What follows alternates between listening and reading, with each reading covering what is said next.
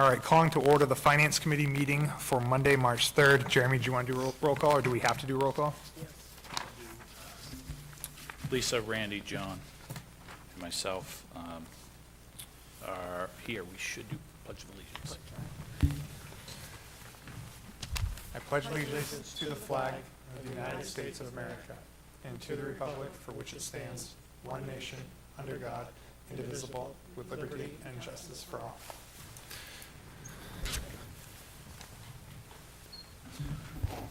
Okay, so to start off on the agenda today, we've attached a lot of different documents that, just so that people can see them online, look at those.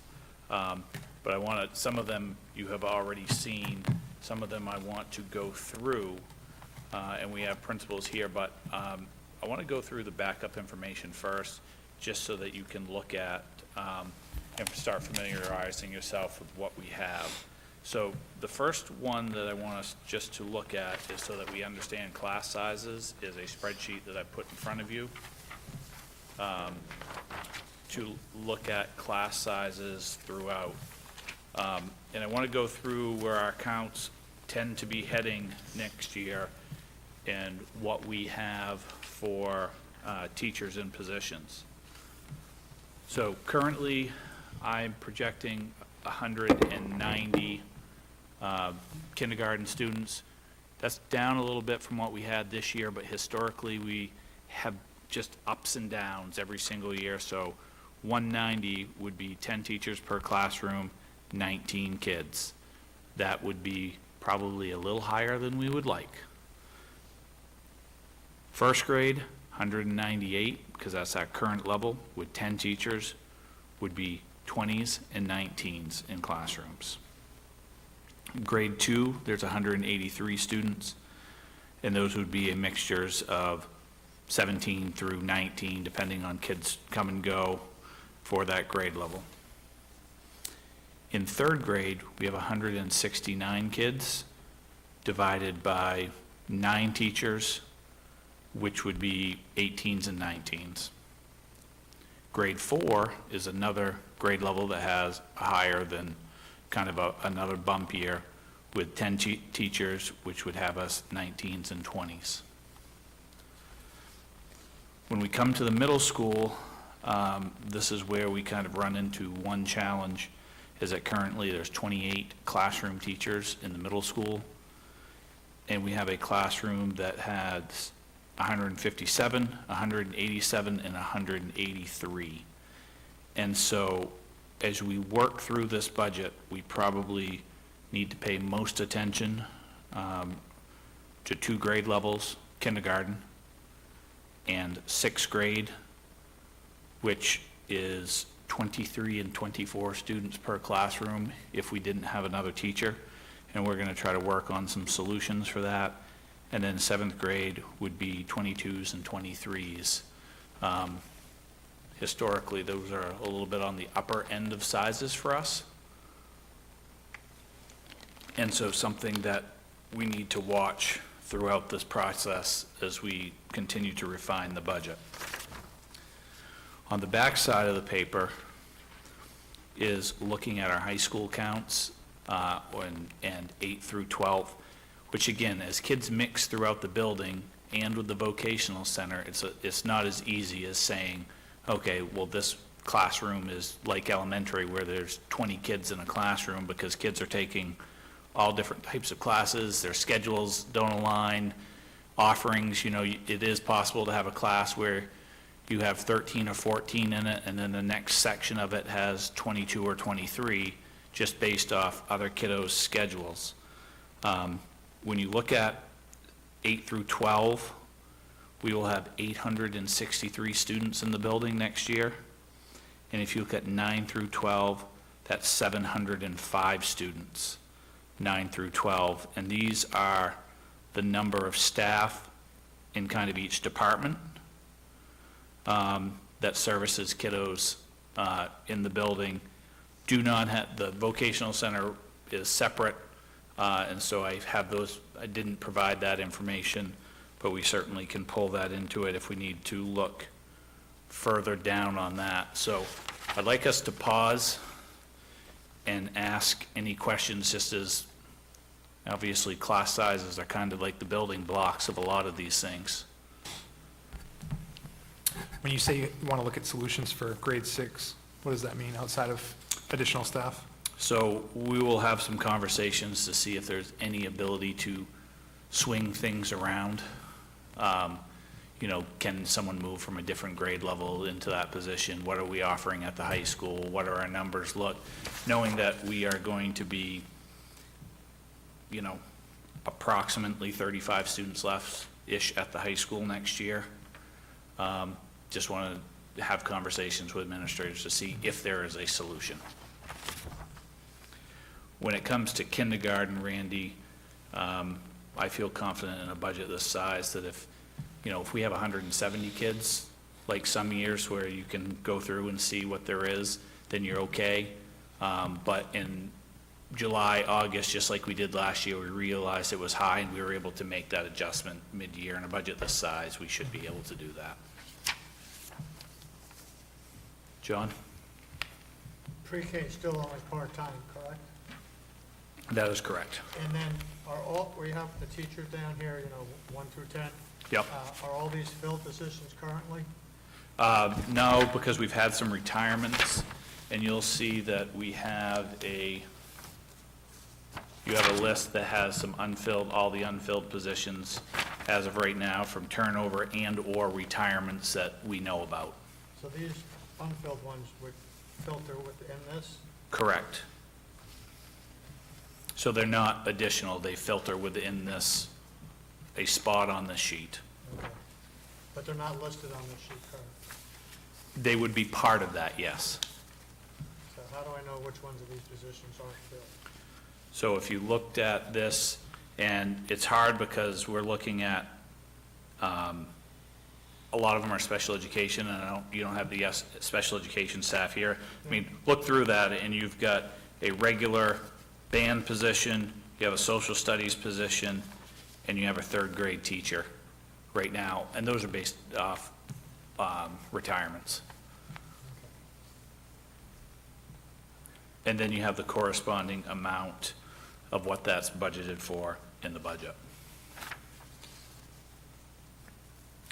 So in a budget that seems to be pretty challenging right now, and these counts, I mean, we don't really see any relief for some of the issues that we have in terms of expenses, right? I mean, we need every teacher that we have on this list.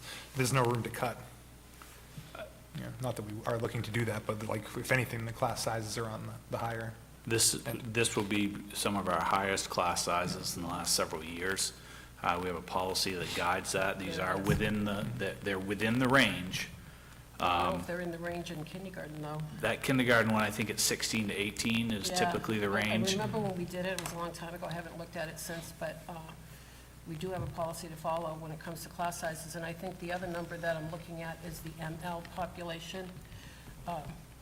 It's kind of high at kindergarten as well, and they're all mixed within these classes, so you're looking at sixth grade, absolutely concerning too, but when you look at kindergartners and 19, and who knows how many ML students within that one classroom, it almost becomes unmanageable. Yeah, and again, just based off the history here, that would be a position that I would advise us to wait on a little bit. You mean adding something to the kindergarten because Yeah. of the shift that's going to happen? Only just because I've seen the years where, when Paulette was there were times where we were like 200 and something. Yeah, we've got like 25 and 5. Yep. That's not even, No, probably not even Imagine that. possible. That was before your policy. Yeah. that's probably why we did the policy, because it was insane.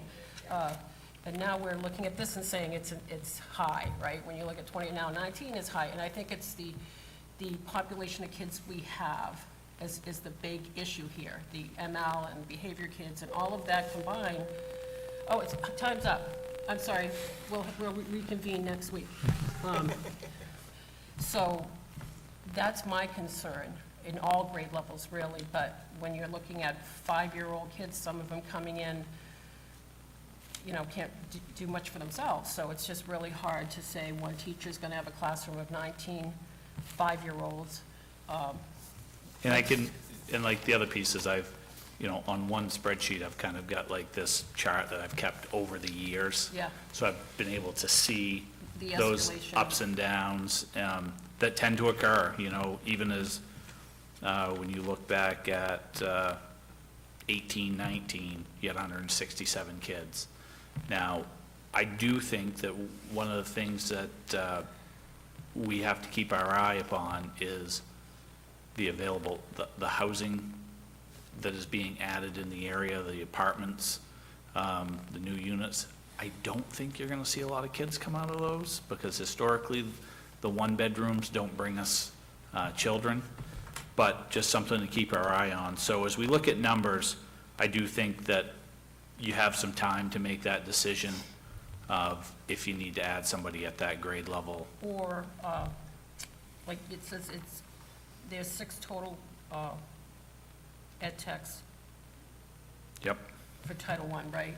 And Yep. then you have 5 other ed techs across grade levels, so we don't know, like, how many. Well, that's your UAs. UAs. So some of those are Ed Tech 3 positions, in Yeah. like the library and stuff. So Oh. that provides your UAs and contractual required planning time throughout the day for those individuals. And so, when you look at, wait a minute, so there's a ML teacher, and it appears that that person bounces from pre-K to K, or is involved in all that, for 55 kids, Yep. so one person, And again, that's a number based off this year, whether that's the same next year. The 40 students in K, that's just, okay. that's just a number. But you have 2 people that would bounce between those. And then, oh, you have 2 people, an ed tech and a teacher. And the same with this, the same with first and second grade,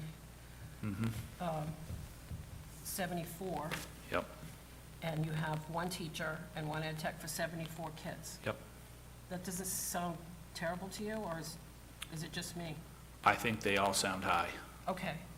And then you have, But Lisa, is also like on the ed tech, on the ML piece too, is while those numbers can be high or different in other places, some of it does depend on the level that you're servicing in that school, like the number of kids that have limited or no English Right. versus kids that could be in a different place. So some of that is balanced off staffing available and/or the level of need in those schools. so, and then that's why I'm looking at intermediate, and you have 2 ML teachers, and there's 64 kids.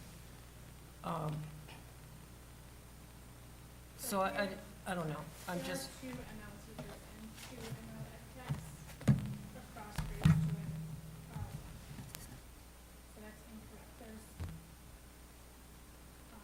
They work at both, but there's 2 ML teachers and 2 ed techs. yeah, at the intermediate school, No, sorry, at BPS. is that right? That was an error on. Because if it's an error on the chart, it's an error on the chart. Oh, there's But an you- error on the but- chart. But you've got some who are kid at K, but you're also servicing down to pre-K. So you have 2 teachers between that because we're running between the buildings. Yep. I just think the whole number is high, It's high, 100%. and the need is there, but I guess we'll have to wait and see when we get further down the road. Yeah, Who I can mean, fill in there's, any of this need that that I see, obviously here, that we have no control over how many ML kids or how many, and I think that's part of this is about, we know the budget situation we're in, yes. and being clear with the public of, these are the numbers. This is 100% where we are. Because one person might say, okay, so how would you cut X amount of dollars? And someone would say, well, okay, you've got to cut personnel. Where's the personnel? Well, you could see, like, if you did something crazy, like eliminate a teacher per grade level, you can delete one line, add those to the top, and have your spreadsheet recalculate it, and all you're doing is growing your class sizes by 2 or 3 students. Well, that's why I said that. Yeah. Not that I'm looking to cut any classes or whatever, but it's clear that they're already high, so it's not even an option if we wanted to do that, so. That's Correct. what this is all meant to illustrate. what Yeah, you it's, said. it's to illustrate the situation that we're in and what, because, you know, many times when you get into these situations, people will say, well, there must be something. There's always something we can do, and that's why we can go through the big book and highlight a line that says, yeah, we're gonna do this, and that's the net result of that. So, Can we put in this little spreadsheet these open positions into here? Where you could say that, you know, you've got an open position in, you know, BIS for regular grade 3. So you really don't have 9 teachers. They No, just no. have 8.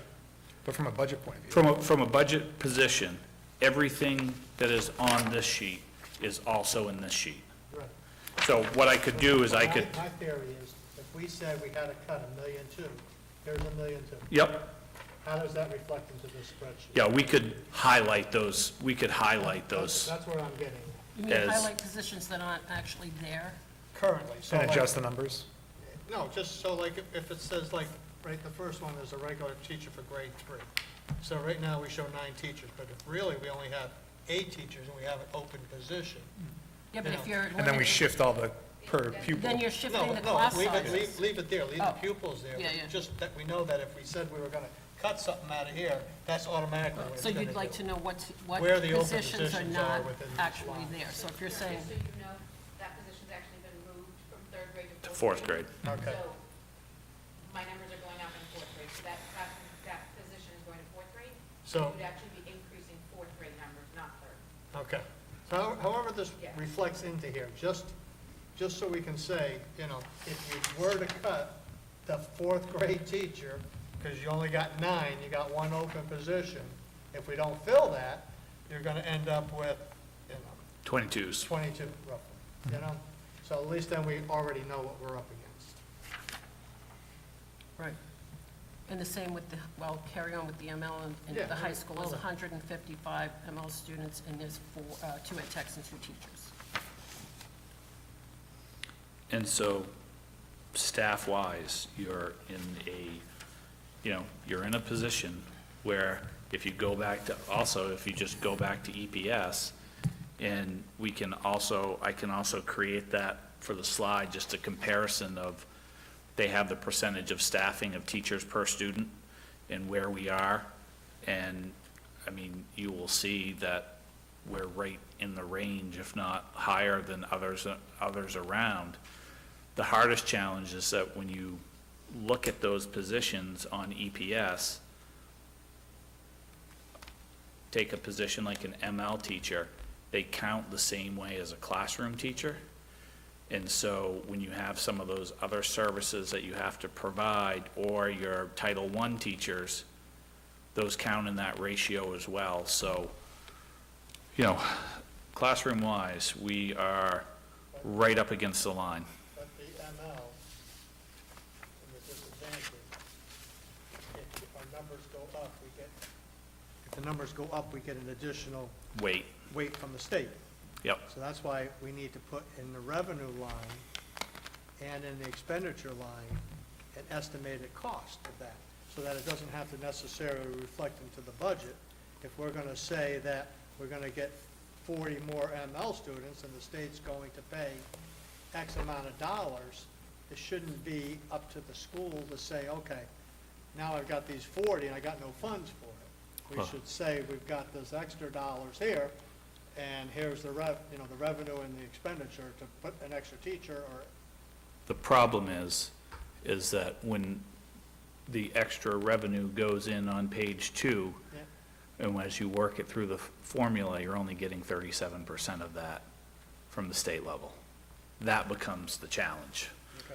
because your valuation number and your local allocation's already set. Because the extra revenue we got this year just went to undesignated fund and going to be transferred into the city.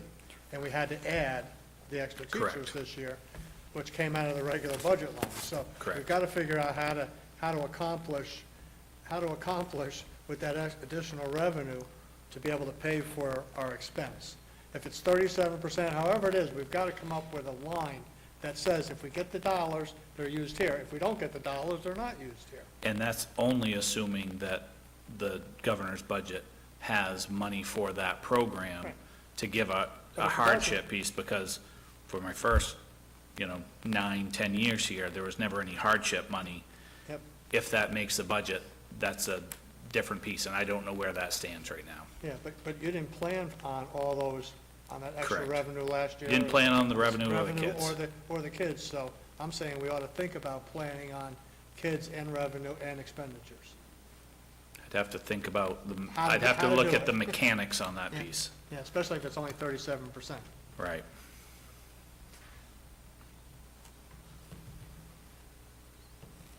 Sorry.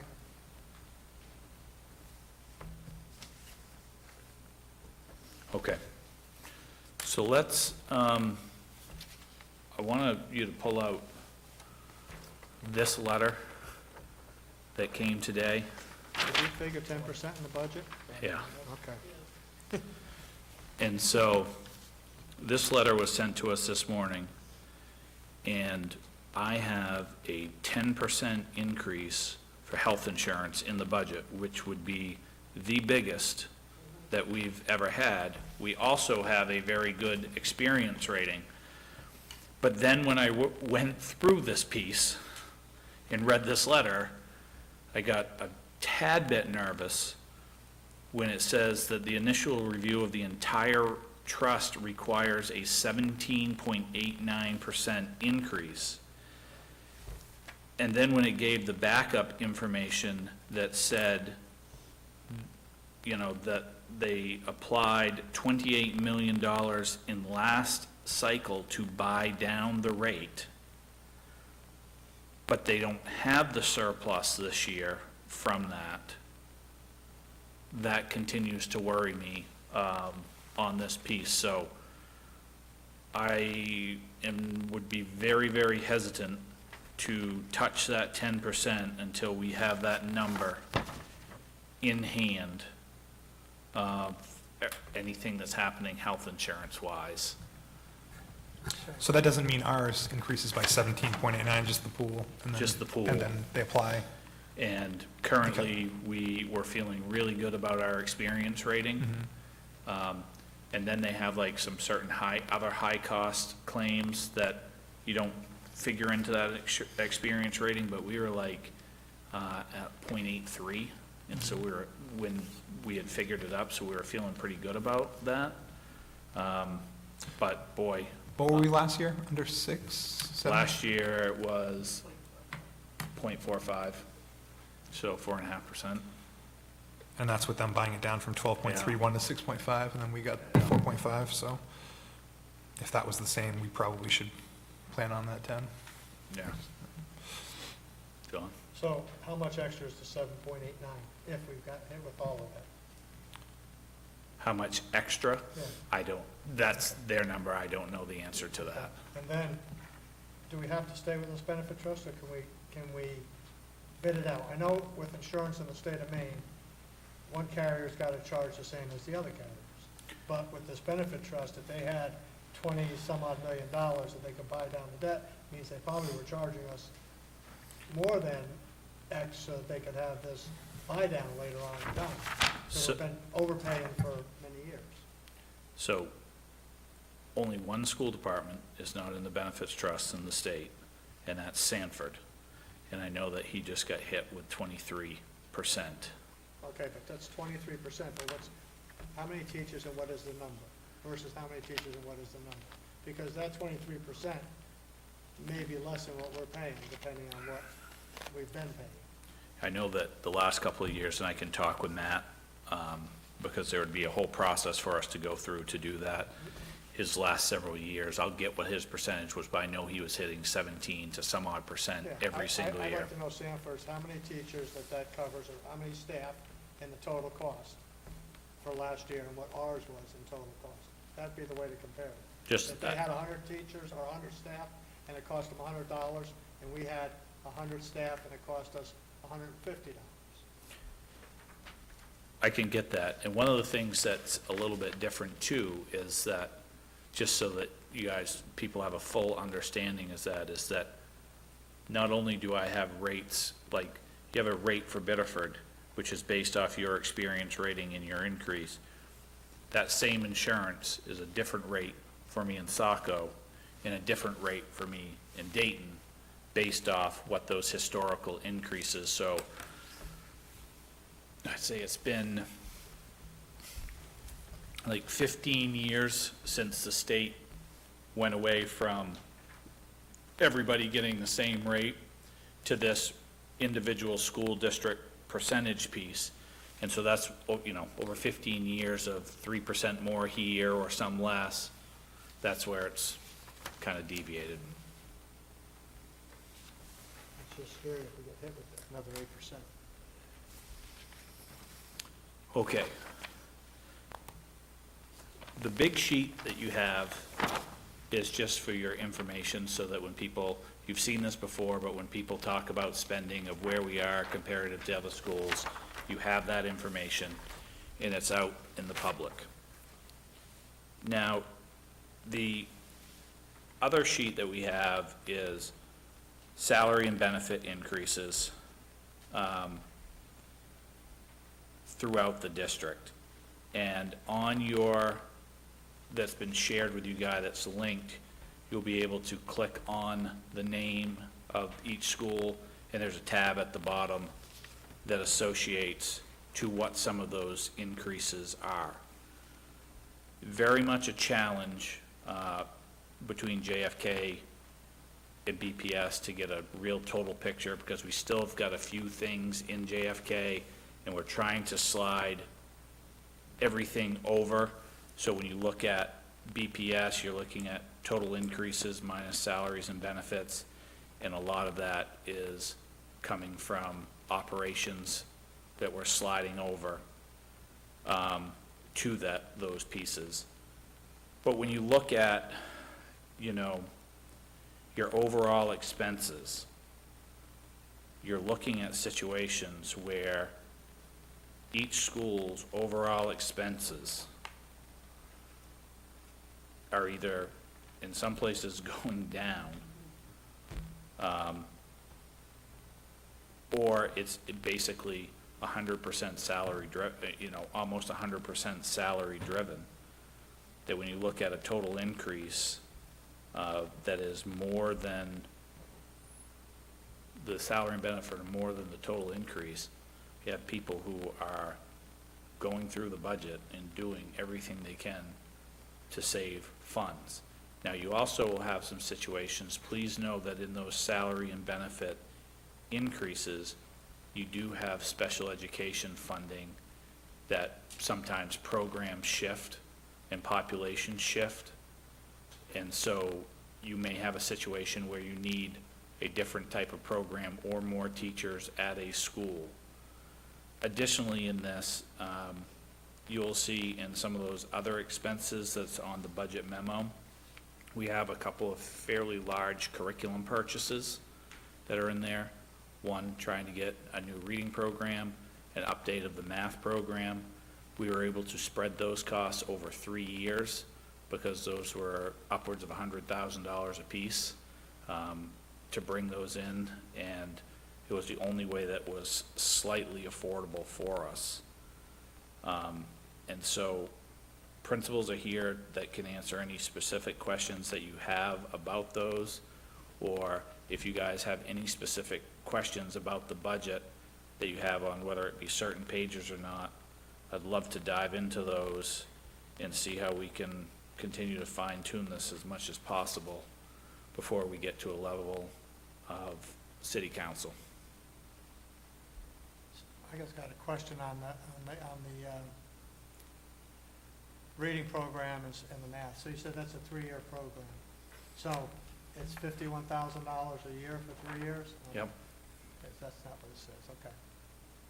I've got a question on the revenue sheet and Sure. expenditure sheet, if we could look at Yep. that one. Gotta find it now. So, we know what we're getting in and what our carryover is and Yep. how much we need to raise. Yep. And then the city has to raise X amount of dollars to cover whatever state is gonna fund us at. Correct. And then that's X dollars. So is that where not the additional local. The additional local is what we gotta raise above that. Correct. So if we didn't raise that, the additional local, then the, or a portion of that, we don't jeopardize the state funds. Correct. Okay. So if your additional local line, John, Which is 2.6. where, if there's any adjustments, let's say, in a budget, your additional local line is where those adjustments would come from. That would be on this sheet where you would mess with things, unless you're looking at any, ups in revenue. Yep. The piece that I'd say concerns me the most is I look at revenue, where there would be a place where you could increase revenue in this that would help a little bit, would be main care. But based off everything I hear about federal budget and main care Medicaid, I don't dare to increase anything really significant in that line. If you are looking for one-year stopgaps, John, the one place that you have in the budget is $300,000 or $400,000 that is sitting in capital at the middle school, but you're gonna come back in with a payment that's gonna replace that, and so I don't think that that's a great solution either. I don't want to touch capital. We need to start taking care of the schools. I just wanted to see, because everybody is wondering, when you talk about, we have to raise this, or we're gonna lose dollar for dollar from the state, but it's only the revenue that we need to reach. The additional local is what we need to match, because we're only being Correct. funded at 37% instead of like Saco at 50%. Correct. This is all about a mathematical formula, and being on the wrong side of a mathematical formula right now. Tell them they should put that stuff in TIF.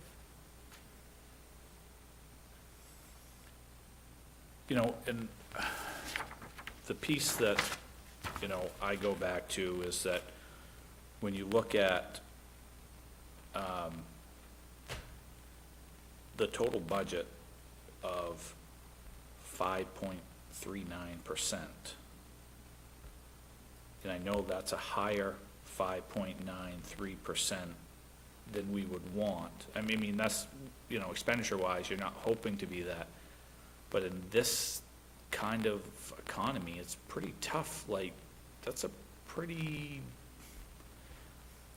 decent rate of that. But you said the 5.9 really equated to, But it comes to 11 11.5% Yeah. to the tax base. Yeah. And so like, that's the piece that and if you were at 5.9%, you would have been happy. it'd been a different story than 11.5. Just like, when I look at the other two districts that we're working with, Saco, expenditure-wise, you're 8-something%, but the increase on taxes is under 5%. Dayton, same piece, and they have so much subsidy coming in that it's 0. And when I talk to the other superintendents in the area, they're in that kind of other boat if their valuation didn't go up, where their expenses are at 8 to 9%, but the increase is hitting taxpayers by like 5%. And so they're feeling reasonable, let's say, about that situation. And so, what I worry a little bit, John, in all of this is that I think that we have, we can go through the book and we can continue to look at certain pieces, but no one's really interested in having more kids per classroom based off the data that we put out there.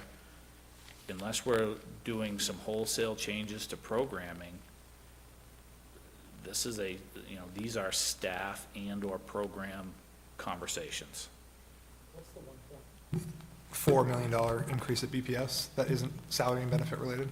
Some of it is, but it's also, I'm swinging all of costs from JFK into that building. So like things I did, Randy, is I don't feel quite comfortable enough yet to say, okay, because I'm still, I'm waiting for a Honeywell quote to come back of, with that building offline. So if that building's offline, then I'm having a conversation with Honeywell to say, okay, this is how much square footage will be coming online in December with newer equipment. What's that cost for Bedford Primary on the maintenance and, fix program? And can I take that amount from JFK? On electricity, for example, what I've done right now, today, is just swung the electricity from JFK into Bedford Primary School. You expected that it would be really lower than that in reality. And in reality, I think that it's gonna be lower than that, but my concern is that we miss a cost, or, as you're closing the school, we also, at this point, still have to have conversation about what we would do if we were to, we know that December is kind of the timeline, we know that kindergarten can fit in that building, we have 4 pre-K classrooms, we have to have a conversation of, should we be looking for space for the, 4 months to the start of the school year? Can we squeeze something in around the district? Or, during COVID, we were lucky enough to lease a space that worked pretty good.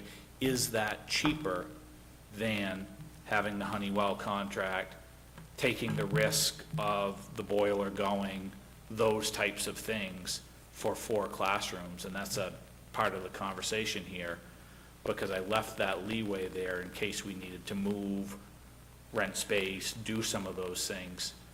Because every time I call Honeywell on just clogged boiler, filters, and shutdowns, sometimes I'm looking at a $8,000 or $9,000 bill and a part that they may not have.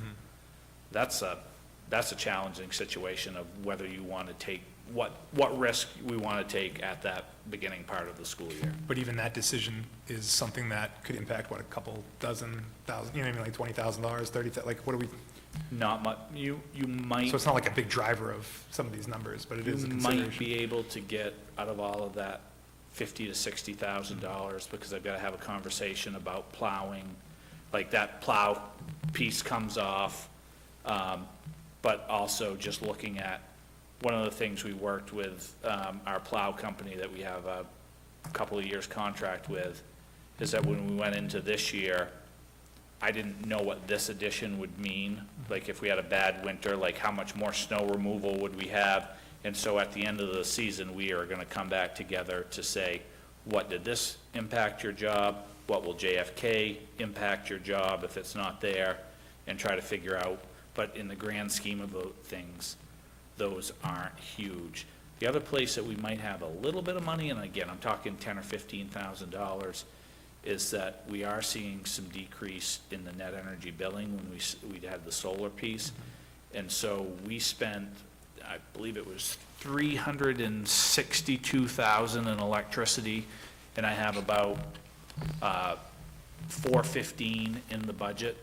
But that's also a situation of not knowing how much this additional space, and again, in the grand scheme of things, it's probably not more than $7,000 to $10,000 for this building, but also trying to anticipate what the reduction from JFK would be to the new building, because theoretically, you're taking about 45,000 square feet when that closes, and only operating in about 20,000 square feet.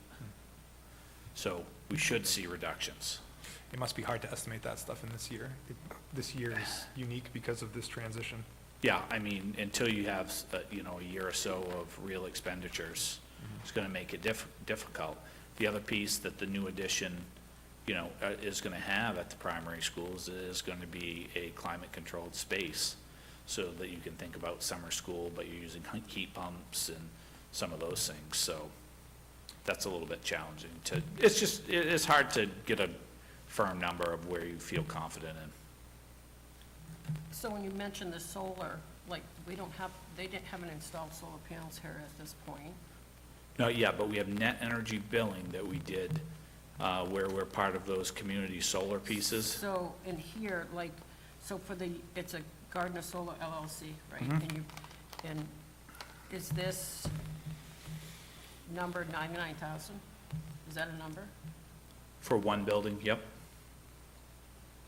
I know it's a number, but I just, so that's a number that we paid them. Yep. And then we have the CMP. So we pay CMP very little. Yeah, I can see that. So that's where we're paying, okay, because we're not actually benefiting solar power at this point. We are. We are. Yep.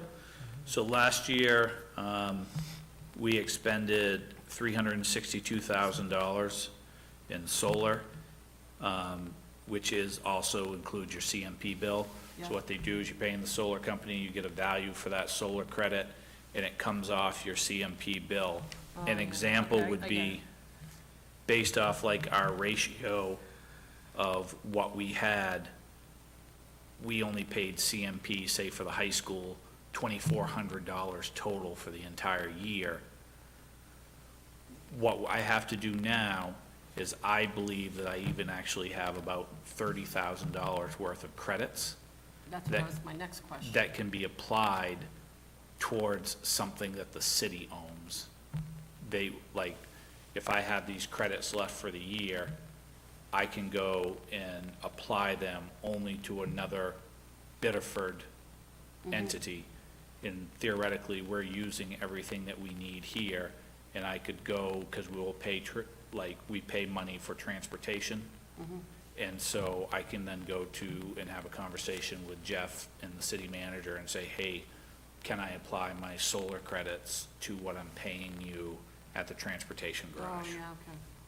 Yeah, That'd be a good idea, that's $30,000-$40,000 right there. Correct, and I think that's what we talked about when we even signed on correct. to do that. I just didn't know where we were in that process of savings. And then theoretically, we also signed on for solar on the rooftop, Yeah, which will be installed. We're still, there's a whole lot of things, but then we will still have solar credits, and we will need to partner with the city to use solar credits. When's the last time the roof was done? Do Uh, we need to redo the roof? before Not we do here, that? nope. Because they come out and they test all of those pieces. We are not putting it on, obviously, the vocational center, because that's an older roof. So on the revenue sheet, the Yep. total additional local is $2,500,000, right?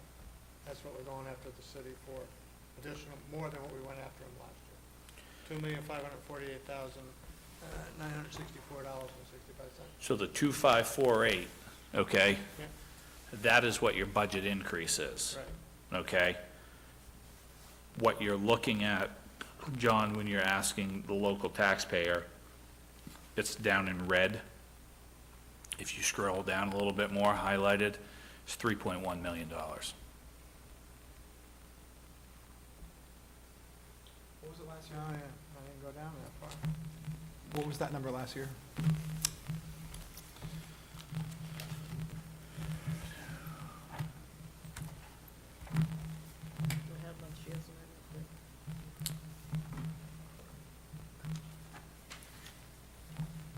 That's $1.39 on the tax rate. Yep. Roughly.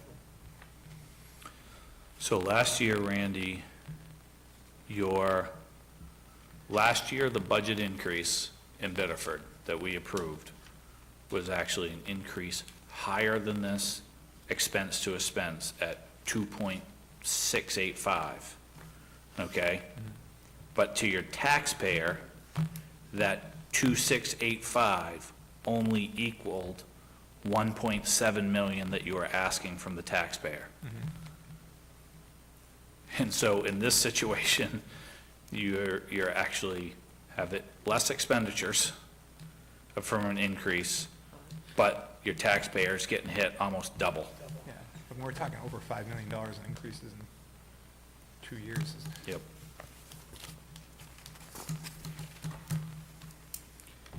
And I think that's the piece that, maybe I can dig out some of those pieces, the overtime increase to the taxpayer, because at the end of the day, the expenditures somewhat don't, we can run both of those. And I think that we could also just show you the salary and benefit increases, like in that graph as well, because you're gonna see that it's pretty much where it is. In salary and benefits. Yeah. As we've Every- talked about. I mean, you're looking at this year, your salary and benefit increases, and I've got to bring up the, the right piece, but if you're looking at salary and steps, 1.4 million. Health insurance, 572, That's assuming 10%. yep. Dental insurance, you're talking $6,000 increase. And then you've got, 148,000 that is straight up that payroll tax, which I do think we're gonna be able to avoid Yeah. if we go with that process. They're meeting with the city. Dan Cody was meeting with the city last week. And then the other place is we have some technology refreshes that Rich is looking for, that are big money throughout. We could look at reducing that into a lease piece. I do have some funds that I can use out of that technology account, that account where we've sold things. That could be something that we could use a little bit of money to bring that down on. So the 1.5 in salary and benefits isn't as high a percentage of the overall increase as I thought. It's only about 60% of the, so it's, Well, in my mind, it was higher than that, so. take the 572 on health insurance. So Add to you've it, got, that's- $2 million the salary 2.5, and benefits yeah. right there. So 80% of the increase is. And then I've got 150, so you're looking at, 85%, 87. 1453 plus 572 plus 148. You're about 2.1 to 2.2 million salary, benefits, health insurance, Up 2.5. and of that. I figured. And then I know that the additional amount, you've got 270-something thousand of local bond that's in there. It's, and then the technology stuff, it sits right there. When I hear this, I just think, what are we supposed to do? We just put our hands up and accept it, but I don't think that that's what the taxpayers would want. Correct. It's certainly not what I want. So it leaves us in this weird position. Do you have like this list of potential things that might add up to something substantial? I mean, we've been talking about, you might have 10,000 here, 15,000 here. Do we have like that and kind of like tackle I can some of do those that. things? I mean, More of a I don't have tiered that. Thing, like you have this unfilled, didn't go over this, probably we did, but the current unfilled positions are already in the budget. Correct. So, obviously, some of them I'm looking at and they're absolutely needed, but then some, that's where you're gonna get the biggest, the ones that are needed are gonna be the biggest amounts here, right? So these are, you're budgeting for these, but the positions are not filled at this point. Correct. But, because some of them, people have announced their retirements. Exactly. So, yeah, but if they're announcing they're retiring, you counting that as not a position anymore? Is that what No, you're saying? I'm counting it as a position. It's just listed, John asked me what the unfilled meant. So this is, so let's say, I'm gonna randomly say this, I can't see, a high school position here, social studies, so it's a retired position, That's Brian Carrot retiring. so it's in the budget. But it's because in the budget as Something unfilled. like that I see as, it's just a position. Right. It's not like, you're adding another position, it's always been a position. They've always been a position. They've always been in the budget. So for you to say, put it here, for me, it says, well, this is one that's not filled. It is filled and it is needed. Correct. So I want to cross it off and say, that's not one that we would Correct. think about. And pretty much, in all of those, other than the new ML positions that are in the budget, Or all of these ed techs. they're all previously budgeted. It's just that revolving door of when They're we just printed the people that budget. come and go, come and go, Correct. come and go. So originally, what I really wanted was all the teachers, all in cost for everybody. So that way, if somebody up here said we needed to cut $400,000. Which might happen. It's last one in, so you'd have to cut, I wanted to illustrate that you'd have to cut 10 teachers from the bottom of the list versus 3 teachers from the top of the list, because that's the way it makes you do it. So the impact would be greater because you have to take from the bottom and not just go by qualifications. Because some people may be really good on the bottom and some people may be really bad on the top, but you gotta keep them because of seniority and all the other rules and regulations. So, that's what I was really getting at when I asked for When that you asked, number. okay, Because I okay, I wanted thought all this of is that, what so you, if we said, because the only place you're really gonna be able to cut is labor, and I wanted to demonstrate that if you had to cut labor cost, you know, it's not, you know, if you take the lowest ones in here, you know, that's 10 people is $400,000 versus 4 people at the top of the rainbow if you get the all-in cost with there's like 8 different lines, you know. I'd have to think about how the best way to take the program and do that piece without, I think we'd want to be very clear that how we removed names and did some of those That's true, too, yeah. things, so that you're not talking about anyone in particular, It's until all you've, public information, isn't it? it is. So, I mean, but if when you're somebody came in talking about today- cutting, that gets a different story. Right, You're oh, you're yeah. sitting here and all these names, oh, we're gonna Right. cut her, this one. Right. Yeah, so you can That's- just put down teacher 1 through Yep. whatever, yeah, however you wanted to do it, but at least that way there, you could actually demonstrate if you actually, you know, rather we decide or the city decided to say, you need to cut this, and the only place you can go is teachers, you can demonstrate that you would have to cut 20 teachers to get to where they wanted to go, and the class sizes are gonna be 35. Right. Okay, so, Well, if we're not looking at anything else, like I could go through, we've gone through, John, you've gone through line by line. I mean, I could say a few things, geez, but, like, what was one that I saw? The library, some people put a lot of money in the library, like primary, you didn't do it, but I'm sure Mrs. Pitts did it. And some didn't put hardly any. And so we could say, you wanna start doing that, we can start saying the library budget. The primary was higher than everybody else's, let's cut that down. But you're not looking at a substantial enough of you know what I mean? Like, like John said, it's positions, and that's weird unless we go line by line and cut everybody's books and pencils and everything else. I don't know what else to do. And I think that's, and my advice to you on those pieces is that we will continue to refine things and try to find, you know, the deal on this or the deal on that. Which would add up to minimal, but something. We gotta start somewhere, and, so.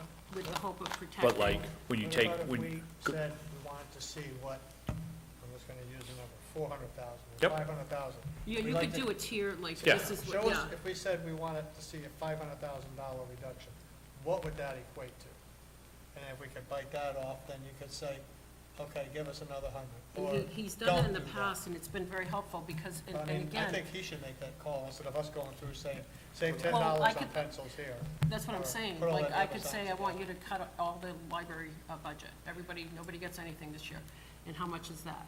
So, but you're gonna look at it in a different way, and you've had that before where there's 3 different tiers or 2 tiers or whatever, because I have a feeling like this is gonna get to that point, whether on the city saying to us or us as a group said, this is just too much to ask, too much of an ask for the taxpayer, you know what I mean?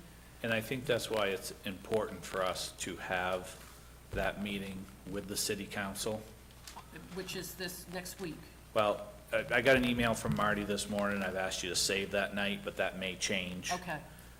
Because of their schedule, and I've got to get back with him and Brian. Well, it would be kind of nice to know where their thoughts are as far as, if they obviously know, just by watching, if they're watching or whatever, know that there will be an increase that's going to be presented to them. And what I'll do is I'll send out to them directly the draft memo that's here, that we had in the school committee. Yeah. Brian was going to give that.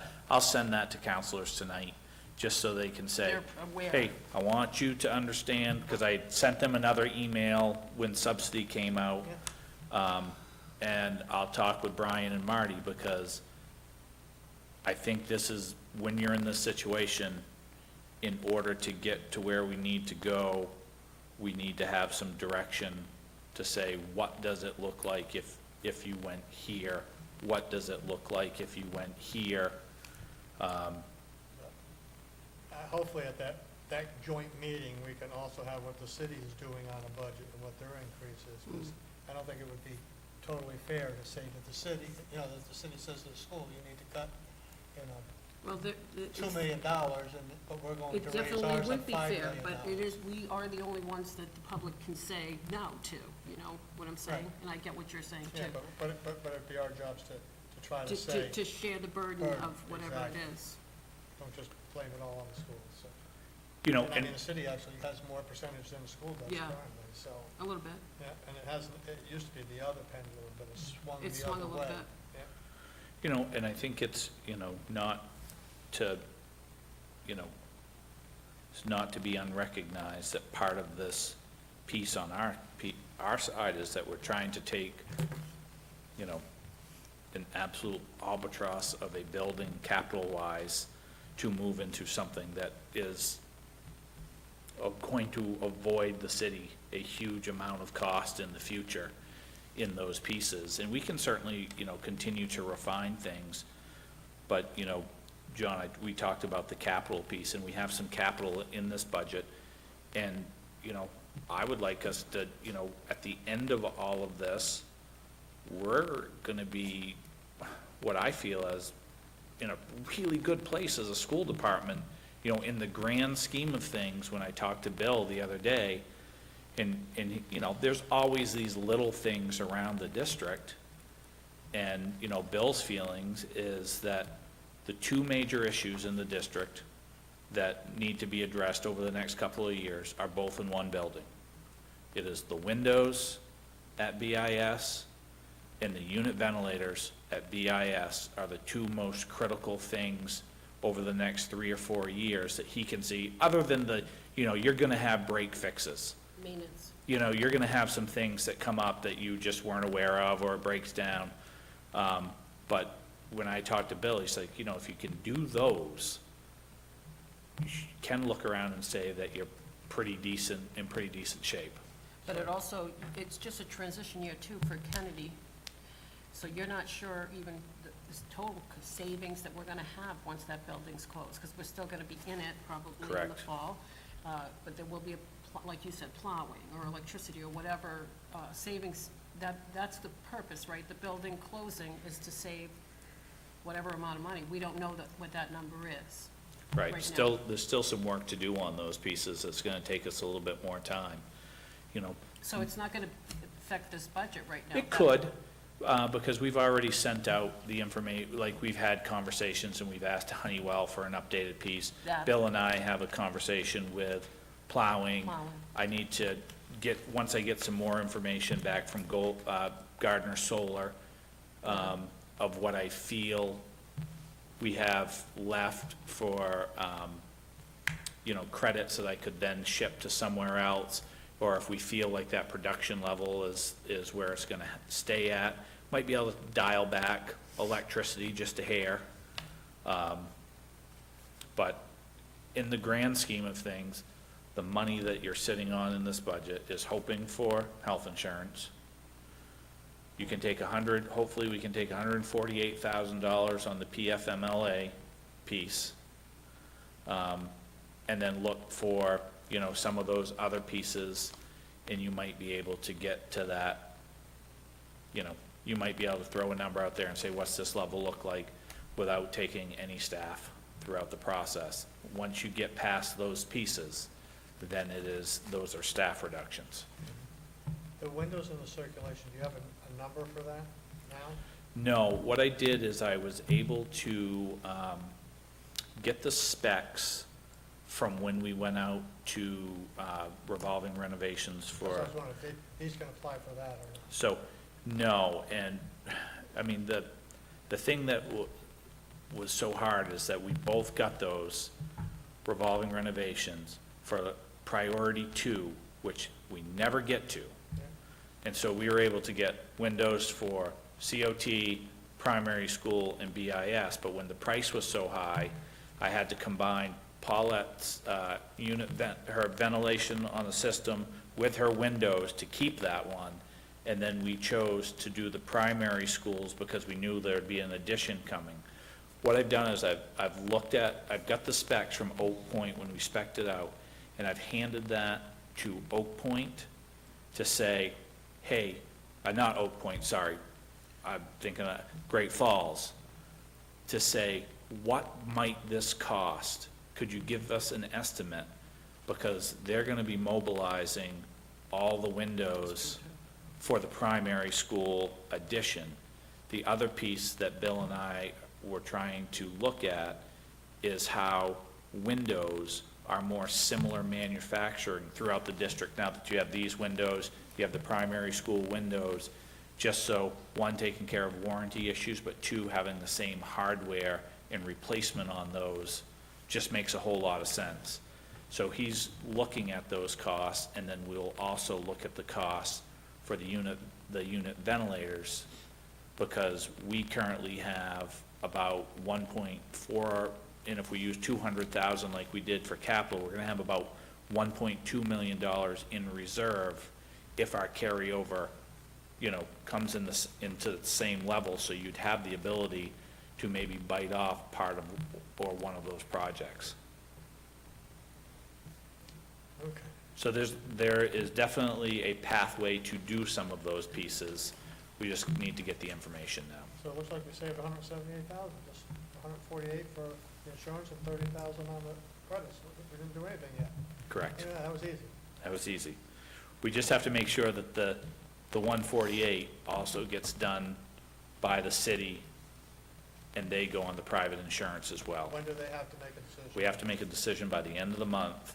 So we're having a joint meeting. If it's not done by then, we should definitely be Correct. talking about that as one of the bullet points. Correct. Because that's going to affect both of our budgets. My feeling is that the budget that we have today is the budget that should be presented to the city council of where we are, and then go from that document, all of the things, because again, we would take 148 right now, but we know that something has to occur over here. Yeah. And so as we started to push down, we're staying with one document, one set of information. They hear it, we hear it, and then we come together to figure out where we're at. Are you meeting with them next week? This week? So the date was the 18th. No, that was for the No. joint. When are you presenting? So the The joint was the 18th, but I heard from Marty this morning that they may not change that schedule, so I've got to get back with him, Brian Finney, and Liam to figure out what that schedule's gonna look like. When was you going to present to the council? I was gonna be the 18th, but then I was gonna jump to the 10th. Right, that's what I thought. But I've got to talk with Marty and Liam about that. Okay. Are they having a budget meeting on the 10th? I think so. Okay, yeah, they should be able to fit you in. Are we meeting again as a committee? I think that we start meeting again as a committee once we, Here from the council? that council meeting we need to provide guidance just as much as They need to. they need to. Both your city administrator and your school superintendent needs to say, okay, what do you want to look like? Because there'll obviously be someone out there say, well, what does 0 look like? Well, that's not even Those days are reasonable. gone. That's not even reasonable to But you think did it about. before, Yeah, and then we had a time that it was not good, and we had to look at a lot of different things, and it worked out, but it's almost like we're saying, like for us, we could say, like you just said, let's present it as is, and get more feedback from city council before we can sit here and say what, because they're the deciding factor in the end as to how much we're gonna be able to go with, right? correct. So, But I mean, we gotta go in that meeting and also say that we looked at this, and the most we can see right now that we can get is 178,000. That's all we've come Well, up it sounds like with. there could be potential for a little bit more than that. Right. Kind of like what we were talking about throughout the Yeah. meeting, and I would be Right. interested in what those, But we know we got it 178, but, And it's some not of it's gonna just, suffice. again, I gotta have a little bit more information back from some vendors Yeah. of what we're gonna do. And, the other piece that needs to occur on all of this is we have to, one, begin to make a decision, and we'll bring something to you of what we think are some options for pre-K. Because if you could avoid keeping the building open and say you were able to look at some options in the school department or lease something that say cost you $15,000 to $20,000 for 3 months versus knowing that you're gonna spend more than that for 3 months based off the building and the utilities. So you're just closing it. You have to look at that, and then you have to look at having the conversation with the cities. When you close a school on that rollover date on July 1, that becomes a public building, but you still have things that you have to decide as water, sewer. You gotta keep the electricity on. You still gotta make sure the elevator is inspected, and so you've gotta have a conversation about where those costs are, what are those gonna be, and what they're going to do, because, you know, there might be a reason why you just drained the building. We're not And gonna do nothing for a couple of years, yeah. and Bill needs to know, Bill and I need to know some of those pieces about those plans in order for us to put accurate information in the budget. Yeah, so you're gonna come up with the, like, if we decide to lease a space, like you said, or whatever, we don't have any of that yet, but, and not returning to Kennedy at all in the fall, is that what you're saying? Correct. Yeah. And then I can look at and say, here's what it could cost you, and then know that you're taking some risk on repairs, breaks and things, versus saying, here, I know you can do it for this. I think that's a good way to look at it, because you're probably gonna have some good cost savings there also. Yeah, I think going into that meeting, we need that, no teachers' names, but we need, you know, we've got 1,000 teachers, and here's all the salaries, so if they say you need to cut $2 million, we can say, okay, that's gonna be, you know, 50 positions, and 2 class million. size is 50. Just, I mean, right. you gotta be prepared for the questions that are gonna get asked, so. That would be one of what I would ask.